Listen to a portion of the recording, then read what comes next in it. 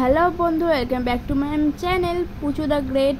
আবার একটা নতুন ভিডিও চলে এসেছি। আজকে প্রচণ্ড গরম পড়ছে, তাই ভেবে নিলাম দিদিকে একটু আইসক্রিম বানাতে বলবো।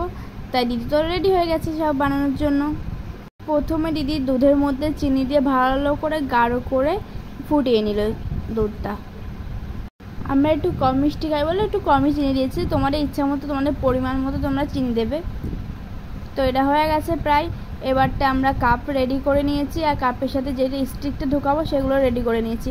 এবার দুধটাকে ওর মধ্যে মিক্সারের মধ্যে ঢেলে নেব।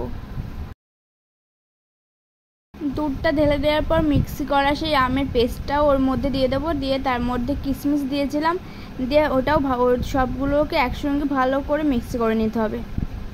তোমরা ভিডিওটা দেখতে থাকো, একদমই তোমরা স্কিপ করবে না। তোমরা একদম সহজ উপায়ে বাড়িতে করে ফেলতে পারবে, খুবই সহজ উপায়, একদম খুব টেস্টি হবে খেতে।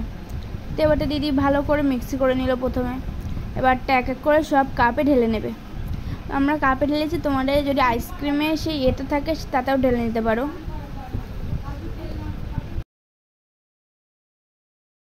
তো চলো এবার সব কাপে ঢেলে নেওয়া যাক।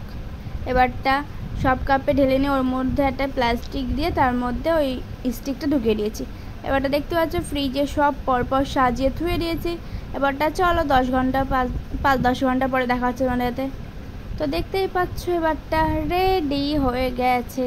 কাল 10 ঘন্টা পরে দেখি ফ্রিজে আর কিচ্ছুই নেই, দুটো আইসক্রিম পড়ে রয়েছে আমার জন্য। তা চলো তোমাদেরকে খেয়ে একটু রিভিউ দিই। জাস্ট অসাধারণ লেগেছে আমার খেতে, ম্যাঙ্গো ফ্লেভারের পাচ্ছি, আর গন্ধটাও জাস্ট ওয়াও। তো আজ ভিডিওটা এর মধ্যে ভালো লাগলে লাইক কমেন্ট করে দিও। Bye bye.